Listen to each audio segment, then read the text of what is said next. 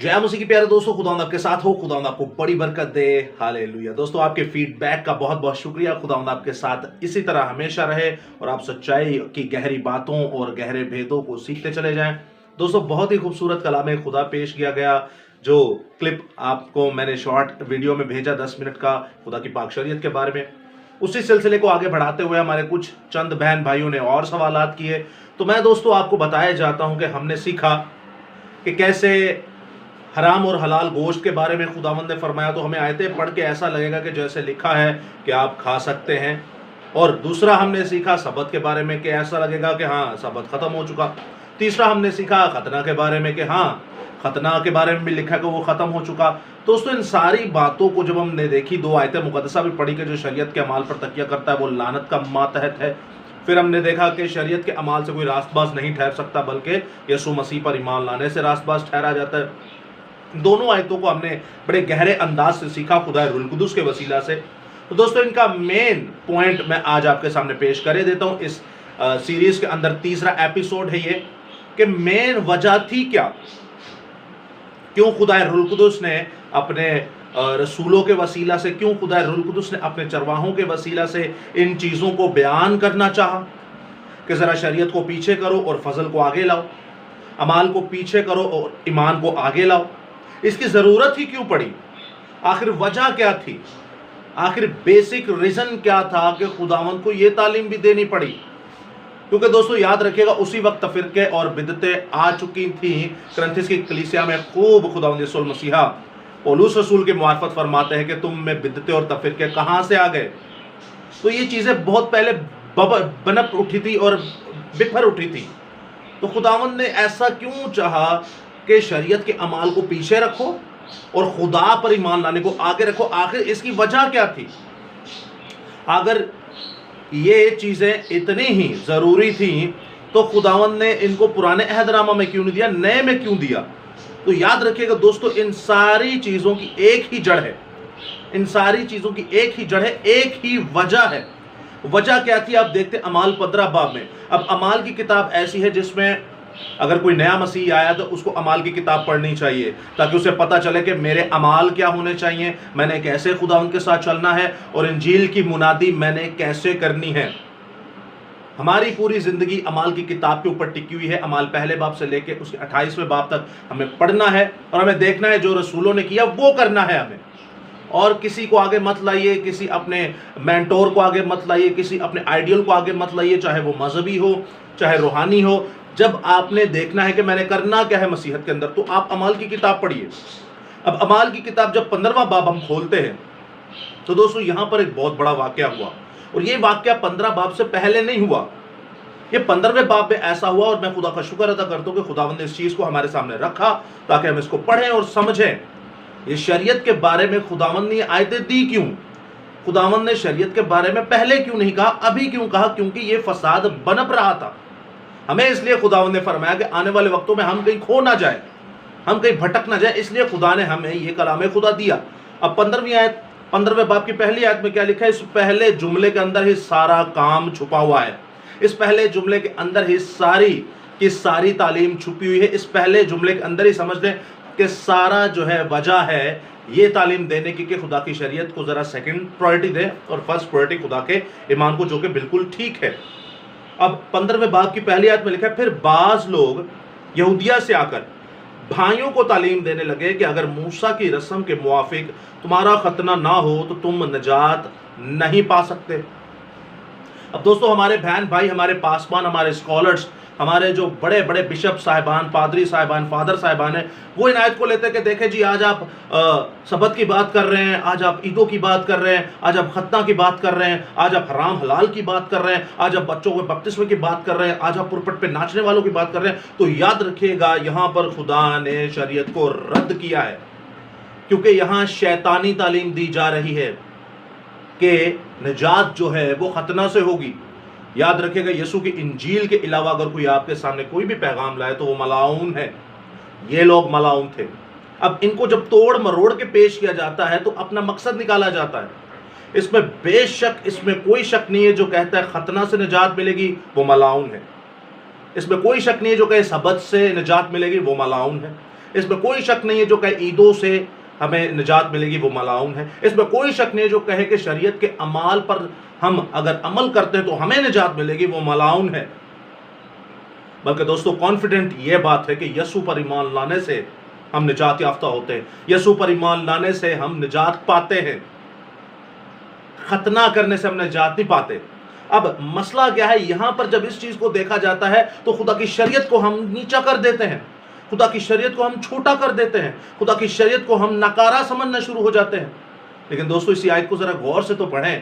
یہاں لکھا کیا ہے کہ کچھ یہودیہ سے بعض لوگ رسول نہیں, بعض لوگ نبی نہیں, بعض لوگ خداوند کے چرواہے نہیں, بعض لوگ پترس پولوس لوکا نہیں, بعض لوگ, یہ بعض لوگ ہم میں بھی پائے جاتے ہیں.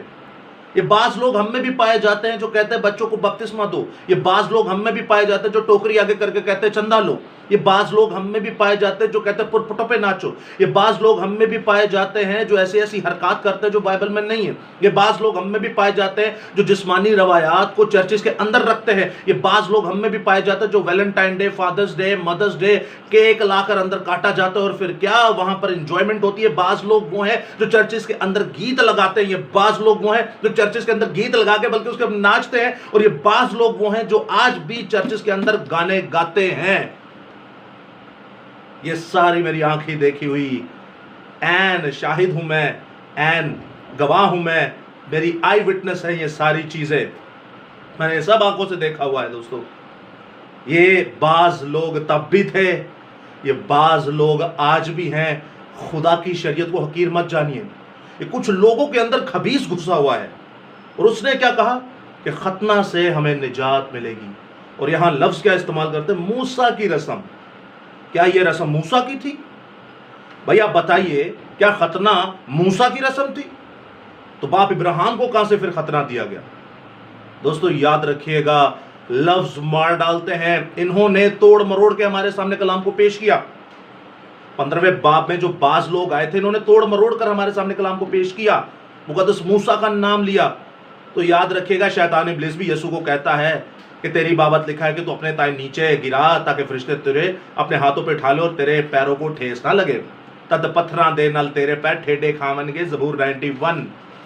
جب آپ کلام کو استعمال کریں گے, جب آپ کلام کو ہتھیار بنا لیں گے تو یاد رکھے دوستو آپ بھٹکنے کے پورے چانسز پہ ہیں. اور یہاں پر بھی ان لوگوں نے کلام کو ہتھیار بنایا. بعض لوگوں نے, رسولوں نے نہیں, چرواہوں نے نہیں, مقدسوں نے نہیں, خدا کے لوگوں نے نہیں, مبشروں نے نہیں, پاسٹرز نے نہیں, جو خدا کے لوگ ہیں انہوں نے اس چیز کو ہتھیار نہیں بنایا. یہ بعض لوگ ہیں جو یہودیہ سے آ کر کہنے لگے کہ موسیٰ کی رسم کے موافق اگر آپ نے ختنہ نہ کروایا تو آپ نجات یافتہ نہیں. یہ کفر کی تعلیم ہے. بھئی نہ تو موسیٰ نے ایسا کہا, نہ یسوع المسیح نے ایسا کہا, نہ یہوہ الوہیم نے ایسا کہا, نہ خدا باپ نے ایسا کہا, نہ روح القدس نے ایسا کہا, نہ شاگردوں نے ایسا کہا, نہ نبیوں نے ایسا کہا, نہ رسولوں نے ایسا کہا, نہ فرشتوں نے یہ پیغام دیا, اور نہ ہی کوئی خدا کی یہ نبوت ہے. تو پھر تو اس کا مطلب صاف ہوا کہ خدا کی شریعت تو پاک ہے, خدا کی شریعت تو زندگی بخشتی ہے, خدا کی شریعت سے تو آپ اور میں زندہ ہیں. لیکن یہ جو کام ہے یہ بعض لوگوں میں شیطان گھسا ہوا تھا. یہاں اس آیت کو جب ہم سنتے ہیں تو دوستو ہم ختنہ کو اٹھا کے باہر پھینکتے ہیں. ہم ختنہ کو پتہ نہیں کیا چیز سمجھتے ہیں کہ ہون ساڑھے تے فرض نہیں. تو بھائی فرض تو تھا ہی نہیں. فرض کس نے کہا ہے؟ پیر دھونا فرض ہے کدی دھوتے نے؟ ہاں, جا کے قوموں کو بپتسمہ دو, یہ فرض ہے کبھی کیا ہے؟ ختنہ کے اوپر چڑھ جاتے ہیں ہتھوڑے لے کر, تو پتہ نہیں کیا کھوتے کوڑے لے کر, ختنہ نہیں کرانی ہے, ہمارے مذہب کا نہیں, یہ ہے وہ ہے. تو تم باپ ابراہیم کی نسل نہیں ہو, تمہارا باپ ابراہیم سے کوئی لینا دینا نہیں. ڈاکٹر کہے گا تو ختنہ کراؤ گے نا. پھر میں نے ایسے بڑے دیکھے ہیں جنہوں نے پھر کینسر ہویا ہوں. سمجھ آ رہی ہے نا آپ کو؟ ڈاکٹر کہے گا فوراً کراؤ گے تسی, تو پیو تہاڈا تانوں کیوں کہہ رہے, تھوڑا سوچو. ارے اس چیز کا اگر آپ کو روحانی کوئی فائدہ نظر نہیں آ رہا تو جسمانی ہی سوچ لو. جسمانی آپ کے فائدے کے لیے وہ بات کر رہا ہے. میں آپ سے نہیں کہتا ختنہ کرواؤ. ارے یہ بائبل پڑھو اور غور سے پڑھو, آنکھیں پھاڑ کے پڑھو, آنکھیں کھول کے پڑھو کہ خدا کیا فرما رہا ہے کہ موسیٰ کی شریعت کے موافق اگر کوئی ختنہ کو آگے رکھتا ہے تو وہ لعنتی ہے, سبت کو آگے رکھتا ہے وہ لعنتی ہے. آپ نے نجات یسوع نام سے پانی ہے. اور میں آپ سے یہ بھی نہیں کہوں گا کہ یسوع مسیح نے یا خدا نے منع کیا ختنہ نہ کرواؤ. بھائی یہ تو ہو ہی نہیں سکتا. اگر روحانی نہیں تو جسمانی فائدے آپ کے جڑے ہوئے ہیں اس کے ساتھ. میں بھائی نام نہیں لوں گا اس کا, آج ان کے ساتھ ایک مسئلہ بنا ہوا ہے, اور یاد رکھے گا انہیں کینسر ہوتے ہوتے بچا ہے. وہ خداوند نے ہمارے وسیلہ سے دعائیں کروائی صرف ختنہ نہ کروانے کی وجہ سے. ڈاکٹر نے کہا تو فوراً کیا نا. میں ان بھائی کو بڑی سیلیوٹ کرتا ہوں کہ آپ کے وسیلہ سے آج یہ کلام پیش ہوا. دوستو یاد رکھیے گا, لفظ جو ہیں وہ مار ڈالتے ہیں. لفظ کیا ہے؟ مار ڈالتے ہیں. یہاں پر ختنہ, سبت, عیدیں, شریعت کے جتنے بھی اعمال ہیں, زناکاری, جتنے بھی اعمال ہیں, جھوٹ بولنا, جتنے بھی اعمال ہیں, آپ آگے رکھ کے اگر کہتے ہیں نا کہ میں نجات یافتہ ہو جاؤں گا, تو آپ کافر ہیں, آپ شیطان ہیں, آپ خدا کی تعلیم سے باہر ہیں. نجات یافتہ یسوع نام سے ہوتا ہے, ایماندار یسوع نام سے پہچانا جاتا ہے, وفادار یسوع نام سے پہچانا جاتا ہے. اس کے بعد جو یسوع تعلیم دیتا ہے, جو شریعت دیتا ہے, وہ کرنا بڑا لازمی ہے. اور خدا نے کہیں نہیں کہا کہ ختنہ نہ کرواؤ. ہاں, جو آیتیں ہیں ان کے بارے میں آپ کو بتایا جائے گا, وہ آیتیں ہیں کیا اور ہمیں سمجھ کیا آتی ہے. تو دوستو خداوند آپ کے ساتھ ہو, خداوند آپ کو بڑی برکت دے. یہ تھی 15ویں اعمال 15ویں باب سے یہ کام شروع ہوا, اور چلتے چلتے مقدس پولس رسول کے سارے خطوں میں یہ کام ہے کہ بھائی اس کو آگے لا کے نجات مت کہہ دینا, اس کو آگے لا کے نجات مت کہہ دینا, کھانے پینے کی چیزوں کو آگے لا کے نجات مت کہہ دینا. نجات یسوع نام میں ہے. اور جب یسوع بادشاہ ہے تو وہ حکم دیتا ہے, باپ ہے تو وہ حکم دیتا ہے, اور اگر ہمارا مددگار ہے تب بھی وہ کچھ اچھی باتیں بتاتا ہے جو ہمیں ماننی چاہیے. سو خداوند آپ کے ساتھ ہو, خداوند آپ کو بڑی برکت دے. آمین سم آمین.